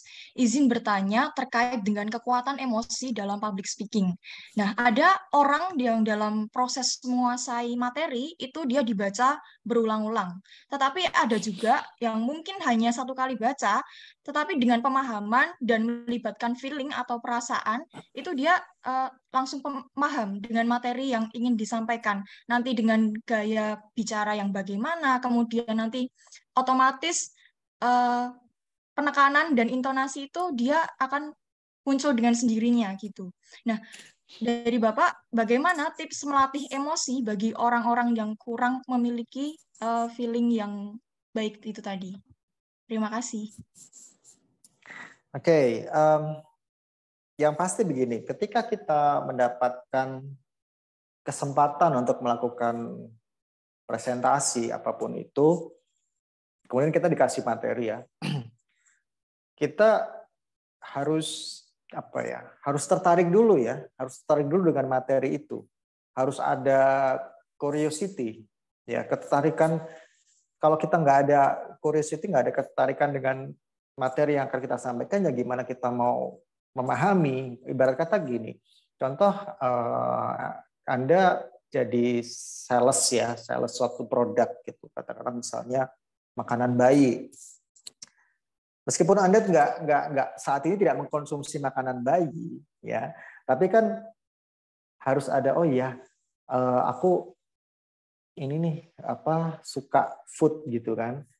Bisa nih aku cicipin dulu rasanya kayak gimana, teksturnya seperti apa gitu. Karena sudah ada curiosity-nya, sudah ada ketertarikan terhadap materi yang mau dijual itu tadi kan. Nah, dari situ kemudian tempatkanlah seolah-olah Anda sebagai seorang konsumen. Ya, sebagai seorang konsumen, dan ketika mendapatkan produk tersebut, kira-kira apa yang dirasakan? Ya. Nah, dari situ kemudian kan timbul pertanyaan-pertanyaan, ya. Oh, ini rasanya seperti ini. Terus kalau dikasih air, campur air, takaran airnya seberapa ya? Misalnya seperti itu. Atau campuran makanan lain enak nggak ya? Nah, seperti itu. Atau kemudian kita cari data lagi. Misalnya ini kandungan nutrisinya seperti apa ya? Nah, karena Anda sudah menjadi konsumen, seolah menjadi konsumen, otomatis akan lebih tertarik atau akan lebih bisa menguasai produk yang Anda jual ya. Jadi kalau tadi ditanya harus seperti apa nih biar, intinya kan harus cepat nyantol gitu ya, materinya harus cepat nyantol gitu kan. Pertama harus ada ketertarikan, karena kalau Anda nggak tertarik, katakanlah sekarang gini, Anda suka sama cowok nih, ya kan. Ketika Anda pertama kali ngeliat tapi udah ilfil duluan, gimana coba? Kan udah nggak mau tahu lagi tentang dia, ya kan. Tapi kalau Anda katakanlah, kok cowok cakep juga ya. Terus otomatis kan Anda tertarik, pengen tahu, kepo, sosmednya apa ya, dicarilah gitu kan. Karena sudah ada rasa ketertarikan. Sehingga ketika ditanya orang, tahu nggak si cowok ini? Oh tahu, dia kan gini-gini. Terus akhirnya jadi keluar dengan sendirinya kan informasi-informasi gitu tanpa berpikir, kayak dari luar kepala karena udah kepo duluan sama orang ini gitu kan. Tapi kalau Anda nggak tertarik, ya udah mau ditanya, tahu nggak? Tahu. Terus gimana dia? Nggak tahu, bodo amat ah. Ya udah gitu kan. Jadi kuncinya adalah harus ada ketertarikan dulu dengan materinya. Ya. Jadi kalau nggak tertarik ya udah, mau dengan cara apapun ya ngeblank aja gitu kan. Karena kita sendiri juga nggak tertarik. Gimana kita mau meyakinkan orang kalau kita sendiri tidak yakin dengan materi yang akan kita sampaikan gitu. Tapi memang tadi kalau saya lebih setuju pemahaman ya, tidak dihafalkan. Ya, tadi sempat saya sampaikan juga di awal, ketika kita mempunyai materi, itu jangan dihafalkan, tapi dipahami. Kita buat note poinnya saja. Ya, jadi jangan dihafalkan. Ya, dipahami aja. Gitu. Nanti itu akan mengalir dengan sendirinya kalau kita benar-benar paham, dan kita bisa memberikan contoh-contoh yang lebih real, dan orang lebih suka contoh yang ada di sekitar kita daripada yang jauh ya. Jadi kalau kita berikan contoh, katakanlah diri sendiri aja menjadi contoh, atau orang terdekat kita. Jangan kita memberikan contoh yang terlalu jauh. Misalnya, tahu nggak sih si artis Justin Bieber tuh kan suka gini. Itu kan jauh banget gitu kan. Jadi kita ngambil contoh, orang lebih tertarik kalau ada proximity atau kedekatan. Gitu. Itu ya Mbak Meliani ya. Oke. Terima kasih, Pak. Ya, Oke, sama-sama. gitu ya Mbak Melani tadi saya rasa jawaban dari Pak Tato tuh sudah cukup representatif gitu ya. Karena kalau nggak salah Mbak Melani ingat di English for Business pun saya menyampaikan hal sama. Jadi intinya put yourself in the audience shoes gitu. Jadi menempatkan diri kalian seolah-olah kalian tuh adalah audiensnya. Kira-kira apa sih Betul. yang dia itu curious tentang apa. Jadi gampang nanti kita mencari materinya untuk memberikan informasi yang dibutuhkan oleh audiens. Gitu ya Mbak Melani. Terus selanjutnya ada Salma Indah. Silahkan Mbak Salma. Baik, terima kasih Bu atas kesempatannya. Sebelumnya apakah suara saya terdengar ya? Dengar. Ya, terdengar kok. Oke. Mohon maaf belum bisa on cam karena sinyalnya kurang stabil. Saya izin bertanya, kalau untuk belajar intonasi dan artikulasi itu otodidak, cara kita tahu kita tuh udah benar atau belum, atau udah tepat atau belum itu gimana ya Pak? Dan kalau misal minta penilaian ke teman atau orang awam itu kan kalau biasanya responnya cuma kayak biasa aja, oh iya udah bagus. Nah, apakah kita itu perlu mengambil pelatihan untuk belajar artikulasi dan intonasi untuk public speaking? Terima kasih. Oke. Sebenarnya tidak ada salahnya kalau memang mau belajar di luar ya. Coba belajar teknik vokal, kan itu masuk ke vocalizing ya, atau mengolah vokal gitu. Untuk intonasi, itu kan kayak naik turunnya kita berbicara ya. Kalau kalian tadi perhatikan cara berbicara saya kan nggak flat ya. Jadi misalnya saya begini awal, baiklah, jadi pengertian public speaking adalah menyampaikan sesuatu kepada audiens, yang dimana audiens itu harus bla bla bla bla bla. Itu kan nggak enak ya. Tapi dengan intonasi kita bisa. Jadi pengertian public speaking itu adalah bahwa menyampaikan sesuatu kepada audiens sehingga audiens bisa tertarik dan bisa memahami apa yang kita sampaikan ya. Jadi ada naik turunnya, ada dinamikanya juga gitu. Kemudian bagaimana dengan pronunciation atau vocalizing untuk apa ya, olah nada dan sebagainya ya. Itu kita bisa latihan sendiri di depan apa ya? Cermin ya. A I U E O-nya. Kadang-kadang ada orang yang A I U E O-nya itu suka belibet. Nah, kadang dulu saya seperti itu juga karena ngomongnya terlalu cepat akhirnya berlibet. Nah, ini bisa dilatih ya. Jadi kalau saya ngelatih public speaking di apa namanya? Dulu duta wisata, anak-anak pada saat pembekalan itu berdiri semua, coba kalian latihan A I. Kemudian nafas itu juga diatur. Jadi jangan sampai seperti berteriak, tapi kencang. Ya, jadi A, I, U, E, O. A, I, U, E, O. Nah, seperti itu latihannya ya. Agar supaya vokal yang kita ucapkan itu bulat ya. Jadi dengarnya itu juga enak. Ya, bisa latihan sendiri kalau kita tahu tekniknya, bisa dilihat dari YouTube, banyak sekali lah teknik vocalizing gitu ya. Untuk belajar artikulasi, pronunciation, ya, pengaturan kecepatan berbicara, pengaturan volume, kemudian penekanan terhadap kalimat tertentu itu juga bisa dilatih. Gitu ya, Mbak. Oke, Pak. Baik, terima kasih. Ya, sama-sama. Oke, next kita masih punya satu lagi nih, Pak, dari Kesha Lintang. Silakan, Kesha. Baik, terima kasih atas kesempatannya. Saya Kesha Lintang Pranyaparamita dengan NIM belakang 192 dari kelas B ADP Wates. Sebenarnya saya tuh izin menanggapi dari jawaban Bapak dari pertanyaan Mbak Melani. Nah, kan tadi Bapak dijelaskan bahwa kalau kita tuh kalau mau berpublic speaking itu harus paling tidak tertarik ya sama materinya atau kayak punya gambaran sedikit gitulah. Nah, Pak, mohon maaf ini kan sebenarnya kami itu kadang sering tidak tertarik untuk materinya. Jadi kadang-kadang kita tuh berpublic speaking itu karena tuntutan dari mata kuliahnya gitu, Pak. Mohon maaf ini ya. Jadi buka-bukaan saja. Jadi kan ada beberapa mata kuliah yang bersifatnya tuh praktik dan kita tahu konsekuensi dari mata kuliah praktik tersebut bahwa kita harus mempraktekkan dengan cara ada beberapa dosen yang menggunakan tugas video seperti itu. Jadi kita harus menjelaskan materinya. Nah, itu bagaimana ya Pak? Karena kalau jujur saja kalau misal kita tidak tertarik itu ada seperti semacam beban tersendiri bahwa saya melakukan public speaking itu tuh karena biar dapat nilai prakteknya saja gitu. Jadi seperti itu Pak keresahan dari mungkin saya pribadi gitu ya Pak. Terima kasih. Oke, ya itu sebenarnya kalau kasarnya saya bilang zaman mahasiswa kan saya juga ngalami juga ya. Ya udah itu konsekuensinya sebagai seorang mahasiswa ya. Gitu. Tapi gini, saya juga punya pengalaman yang sama dulu gitu kan. Harus pada saat menjadi mahasiswa saya ada beberapa mata kuliah yang tidak saya favoritkan gitu kan, tapi gimana caranya saya bisa mendapatkan nilai bagus di situ. Coba Anda,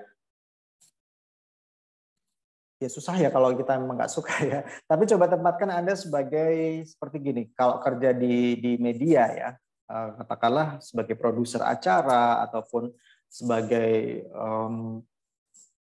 moderator ya. Kadang-kadang saya menemukan juga saya harus menjadi moderator di topik yang saya tidak kuasai atau saya tidak suka. Contohnya tentang politik. Saya nggak suka politik sebenarnya. Tapi di mana saya pernah menjadi moderator di acara yang kayak debat politik gitu kan. Ya mau nggak mau karena itu tuntutan kerjaan ya. Mau nggak mau juga dengan berat hati saya harus survei ya, melakukan survei. Kalau misalnya Anda nggak suka dengan topik yang diberikan kepada Anda untuk dipresentasikan, yang pertama, kalau ada pemahaman gini, aku kalau nggak ambil atau nggak melakukan itu atau nggak menjalankan tugas itu, ya udah nilaiku jelek. Opsinya seperti itu. Kalau aku ambil, paling tidak aku ada nilai meskipun nggak terlalu bagus. Atau yang tadi katakanlah nggak lulus ya, tadi opsinya nggak lulus, tapi kalau diambil ada nilai, tapi mungkin nggak terlalu bagus karena aku nggak terlalu suka. It's okay, ya. Nilai nggak harus semuanya bagus sebenarnya, karena sesuai dengan minat dan bakat kita. Ya, katakanlah gini, kita nggak suka matematika, kemudian dipaksakan harus nilainya bagus di matematika, itu buat saya nggak tepat ya, karena bakat masing-masing atau minat masing-masing orang itu berbeda-beda, ya. Tapi kalau saya sebagai Anda sebagai seorang mahasiswa di situ diberi tugas, tugasnya itu yang kita nggak suka, mata-mata kuliah yang tidak kita favoritkan, ya ambil aja. Paling tidak kita ada nilai dari usaha kita, ya. Jadi jangan sampai nggak diambil gitu. Meskipun katakanlah kita tidak suka. Nah, gimana cara meminimalisir rasa tidak suka kita? Ya carilah sumber-sumber untuk menambah materi itu tadi. Jadi misalnya kita materinya apa gitu kan, tentang politik, tentang satu organisasi tertentu misalnya. Kita cari informasi tentang organisasi itu, apa yang bisa kita dapatkan semaksimal mungkin. Ya, kemudian kita presentasikan. Ya, ibarat kata, bisa nggak kalian berakting? Nah, pakai cara itu. Sama halnya tadi saya bilang ada introvert dan extrovert. Ya, seorang introvert, siapa bilang nggak bisa menjadi public speaker? Bisa kok. Ya, saya seorang introvert, saya bisa menjadi seorang public speaker, saya bisa menjadi narasumber, saya bisa ngomong di depan orang, saya bisa jadi MC. Kenapa? Karena saya ada teknik switch on off dalam diri saya. Saya on ketika saya menjadi seorang public speaker dan saya off kan ketika saya menjadi seorang pribadi saya, ya, yang introvert. Ya, jadi mungkin bisa dipakai tips itu. Ya, ketika kalian mendapatkan tugas yang kalian nggak sukai, kalian on-kan menjadi seorang profesional. Mungkin, aku seolah-olah aku seperti jurnalis. Nah, jurnalis itu kan harus mengetahui semuanya kesannya. Aku seperti seorang actress atau aktor yang menguasai materi ini. Sehingga ada research, ya. Tapi ketika sudah selesai tugasnya, ya kalian off lagi menjadi diri kalian sendiri yang nggak suka materi itu. Nah, dengan mindset seperti itu, coba deh. Kalau saya berhasil nih dengan mindset seperti itu. Jadi siapa tahu bisa kalian gunakan juga mindset atau pola pikir seperti itu dengan switch on off tadi itu. Gitu ya Mbak Hana ya tadi, atau Mbak siapa? Kesha. Oke, Kesha, oke. Oke. Iya, terima kasih Pak atas tanggapannya. Berarti ini dari kita sendiri bagaimana cara memanage diri sendiri untuk mungkin bersikap profesional gitu ya Pak? Ya. Terima kasih Pak. Oke, Kesha. Mungkin tambahan dari saya ya. Mungkin quote-nya itu adalah put professionalism on the top, gitu ya, Mbak Kesha. Ya. Karena tadi mungkin teman-teman perlu highlight kata-katanya Pak Tato pas materi itu ya, bahwasannya public speaking itu bukanlah sebuah bakat gitu ya. Karena tadi saya sudah sampaikan juga kalau misalnya memang public speaking itu bakat, kayaknya saya nggak akan sama sekali jadi dosen gitu. Karena saya tuh nggak suka banget yang namanya ngomong di depan banyak orang gitu. Tapi gimana lagi karena saya jadi dosen, ya mau nggak mau iya. Contohnya jadi mahasiswa. Ayo Yudit, maju presentasi. Saya tuh orang yang paling nggak akan mau presentasi. Dan kalaupun kelompok, saya pasti akan di bagian belakang jadi operator, nggak mau ngomong gitu ya. Tapi gimana lagi? Profesional, intinya sih kayak profesional lah jadi mahasiswa. Kalau misalnya memang mau dapat nilai bagus, ya lakukan. Kalau memang tidak mau, that's the consequence-nya kayak gitu. Ya, gitu betul. Ya Mbak Kesha, jadi ada switch off on-nya gitu. Ya, tergantung kita yang memanage diri sendiri. Oke, selanjutnya masih ada nih Pak Tato. Gak ada yang cowok yang nanya. Iya, yang cowok kok pada melempem ini. Oke, Mbak Hana, Okta, silakan boleh kalau mau bertanya. Saya Hana Oktalinda Saputra dengan NIM belakang 073, izin bertanya lagi. Bagaimana cara mengatasi presentasi yang audiensnya itu tuh lebih pinter, terus lebih tahu daripada kita, terus pangkatnya tuh lebih tinggi daripada kita, biar presentasi kita itu tidak dipandang rendah oleh mereka itu, seperti itu. Terima kasih. Oke. Tadi sudah saya singgung juga sedikit ya, bahwa kadang-kadang audiens kita itu ada yang lebih tua, lebih senior, ya, lebih tahu dari kita. Intinya menjadi diri kita sendiri, karena kita unik, ya. Ketika materi yang kita sampaikan juga merupakan materi yang mereka sudah kuasai, sebenarnya gini ya, ini sebenarnya kita ditunjuk jadi narasumber ini ngetes atau gimana ya? Kalau audiens kita lebih pintar dari kita atau panitianya yang salah ngambil narasumber gitu kan, pasti ada kepikiran seperti itu. Kalau saya ya udah be yourself gitu dengan keunikan. Jadi ketika materi yang kita bawakan itu mereka sudah menguasai, ya gimana lagi gitu kan?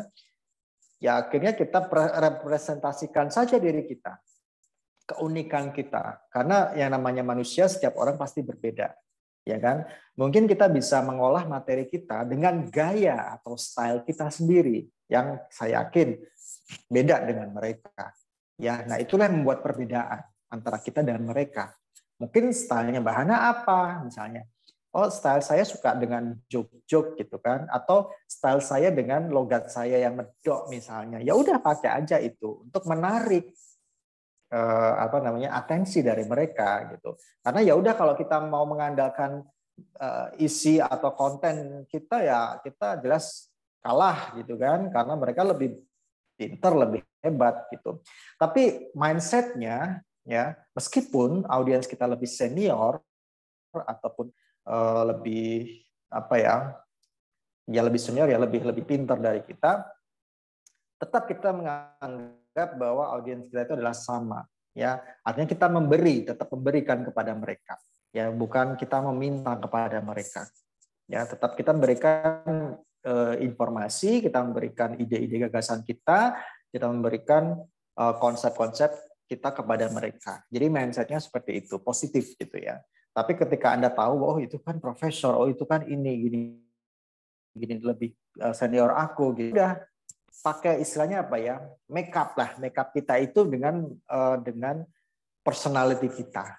Ya, meskipun katakanlah gini, saya pernah menjadi peserta di mana narasumbernya itu mungkin ya secara pengalaman di bawah saya, gitu kan.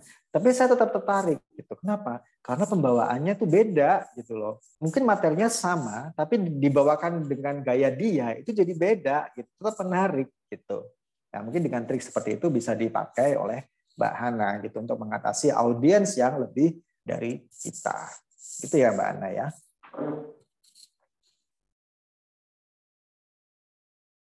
Baiklah, terima kasih atas sarannya. Ya. Oke, ada lagi nggak nih yang mau bertanya? Saya masih buka kesempatan. Yang cowok-cowok, gak ada yang bertanya ini ya. Ini malu-malu Pak, yang cowok-cowok Oh ini nih. apa jurusannya apa ya Mbak Yudit ya? Administrasi perkantoran Pak ini. Oke. Jadi Ya. kalau lulus jadi apa ini? Kalau ADP Kerja di ini, kantor.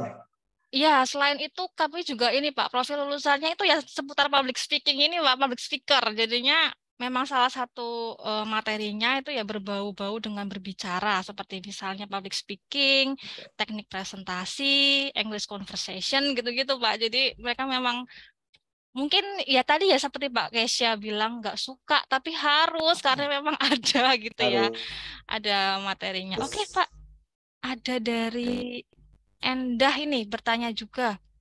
Saya Endah izin bertanya Pak, bagaimana cara kita bisa meyakinkan audiens atau orang yang kita ajak bicara itu supaya yakin dengan apa yang kita sampaikan? Apakah dari Pak Tato ada tipsnya mengenai negosiasi? Oke. Biasanya teknik ini juga dipakai oleh para sales ya, para sales. Jadi yang pertama itu adalah kita harus menguasai, tetap semuanya itu harus menguasai materi ya. Menguasai, kalau Anda sales, Anda harus menguasai produk yang Anda jual, ya kan? Atau kalau Anda ingin ide kalian itu diterima oleh orang lain, ya harus menguasai ide tersebut ya, atau ide gagasan. Kalau kita nggak menguasai, ya udah, karena gini, kalau audiens kita akan berpikiran seperti ini, lah kamu aja nggak bisa jual, nggak bisa mempresentasikan produk kamu dengan baik, gimana saya mau percaya gitu kan? Tapi ketika kita yakin dengan produk kita, seperti saya misalnya, saya pakai produk saya sendiri dan dilihat orang, ih kok bagus juga ya, akhirnya orang juga mau beli gitu kan?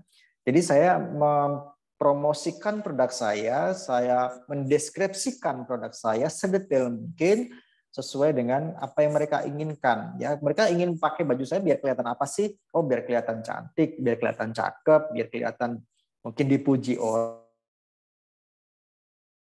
ya karena unik, gitu kan? Kita rasa percaya diri, gitu kan? Nah, itulah kita up kepada audiens kita. Jadi apa sih yang membuat mereka merasa untung menerima ide dari kita? Nah, itu yang harus kita sampaikan kepada mereka, gitu ya. Jadi ya tadi tetap harus menguasai materi lah, menguasai produk dan mengetahui keinginan dari audiens kita seperti apa. Jadi kita bisa memenuhi keinginan mereka dengan produk dari kita atau ide atau gagasan dari kita, gitu. Oke, semoga bisa menjawab pertanyaannya Mbak Endah tadi ya, atas pertanyaannya Mbak Endah. Ada lagi kah yang mau bertanya? Oke, makasih Pak katanya Mbak Endah. Oke deh, Ya, sepertinya sudah sama-sama. Gak ada lagi yang mau bertanya ya, atau mungkin kalau misalnya mau bertanya ya nanti ada sesi yang kedua tentang teman-teman gitu ya. Oke Pak Tato, sebelum saya tutup kelasnya ini, kalau ngomongin public speaking kayaknya tidak sah gitu ya Pak, kurang gimana gitu kalau kita belum memberikan kesempatan Bu Cusnu sebagai guru seniornya nih public speaking gitu ya. Monggo Bu Cusnu kalau mau ada sepatah dua patah kata. Patah-patah. Halo Mas Tato. Halo Mbak, iya. Tahun ini mau ke Dieng lagi enggak? Oh iya dong, pasti. Udah pesen sama Mas Fadli kemarin. Baik, Mas Tato, terima kasih ya sudah mengisi kelas kami. Meski satu lagi besok, semoga pesertanya makin banyak. Oke. Karena sebenarnya ada 2 kampus, Mas, di kampus GK dan Wates, tapi karena yang GK saya terlambat menginformasikan, sudah, insya Allah besok sudah ikut semua gitu.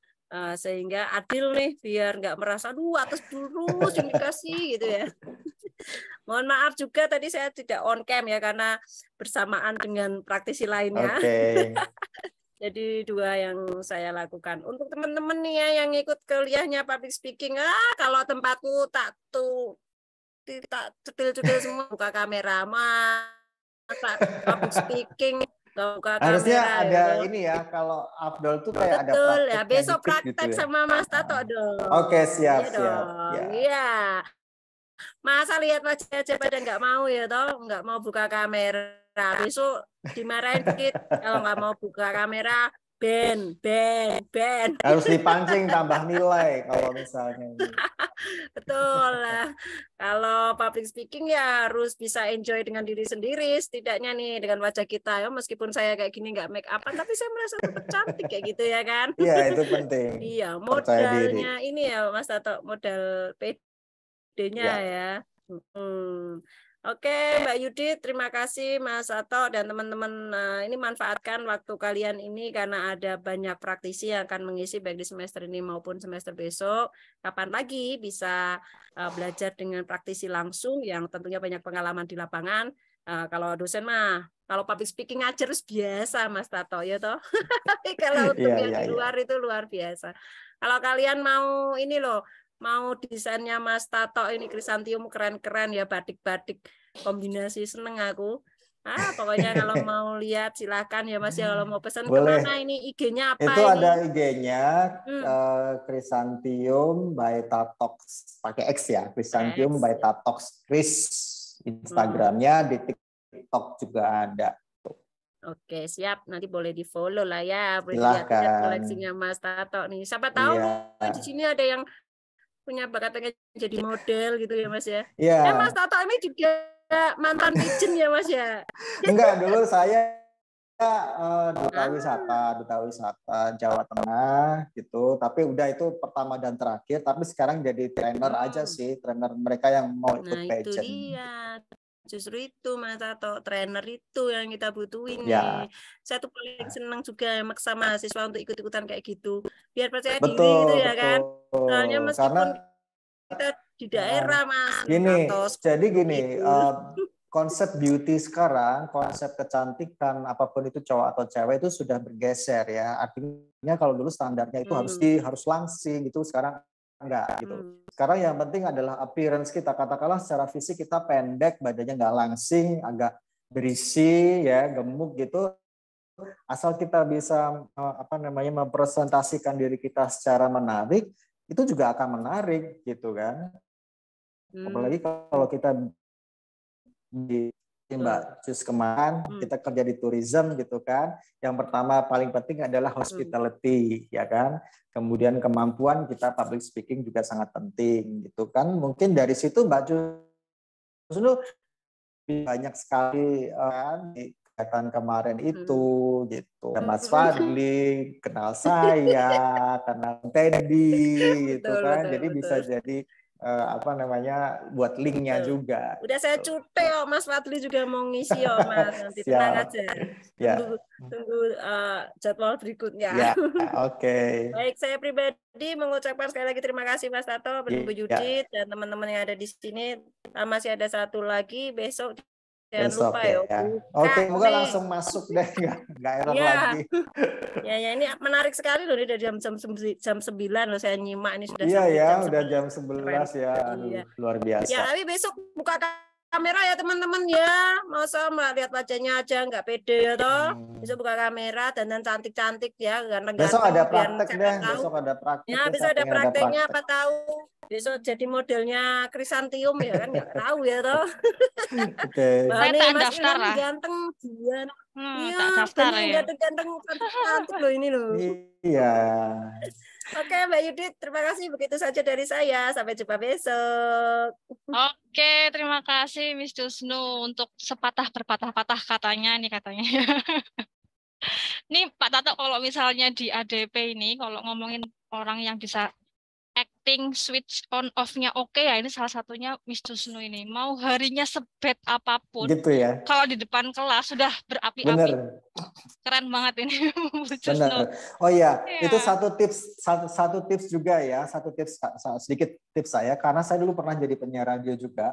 Jadi kalau kita on off pakai switch on off tadi itu bisa memanage diri kita sendiri karena kan kadang-kadang kita kehidupan sehari-hari kan nggak tentu ya, kadang-kadang lagi bad mood, kadang-kadang lagi moodnya bagus, lagi ada masalah dan sebagainya, dan itu jangan diperlihatkan gitu kan. Jadi kita harus punya apa ya istilahnya, ketika on mic, kalau dulu saya kan radio on mic itu ya udah jadi kayak seneng, happy, fun. Kemudian meskipun tidak terlihat, kita ada teknik yang namanya voice ya, atau smile voice gitu. Jadi kalau kita ngomong tuh harus senyum. Karena kalau kita nggak senyum itu akan kedengaran. Apa ya? Audiens kita tuh akan tahu, oh ini penyiarnya jutek, oh ini penyiarnya lagi bete gitu. Terlihat dari omongan kita. Tapi kalau kita ngomongnya senyum itu beda. Coba deh nanti dipraktekkan. Gitu. Oke deh, ditunggu ya teman-teman. Besok nih second day kita bakalan praktek bersama Pak. Harus ada praktek. Ya. Yes, kalau nggak saya betul tunjuk. sekali. Ya sip Pak, saya suka kayak gitu-gitu nih Pak. Ice breaking ya Pak. Ya. Gitu. Oke deh teman-teman semua dan juga Pak Tato, sepertinya sudah tidak ada pertanyaan lagi dari mahasiswa juga dan waktu sudah semakin siang. Jadi sepertinya kelas pada hari ini cukup sampai di sini. Tapi teman-teman tenang aja. Tadi seperti yang disampaikan oleh Miss Cus, bahwasannya besok itu masih ada kelas lagi sama Pak Tato dan kemungkinan besar akan ada praktek. Jadi jangan lupa join di kelas dan jangan lupa sampai telat ya, jangan sampai telat juga besok. Oke. Terima kasih saya ucapkan kepada Pak Tato untuk kesediaannya mengisi materi pada hari ini ya di kelas public speaking, dan terima kasih juga buat teman-teman yang sudah berpartisipasi dalam kelas ini. Semoga materi pada hari ini bermanfaat untuk kita semua dan juga bisa kita terapkan dalam keseharian kita ya teman-teman pastinya. Oke, kalau gitu selamat siang semua teman-teman dan juga have a nice day buat semuanya. Kita jumpa lagi besok hari jam 9. Thank you, Bye-bye. bye. Bye.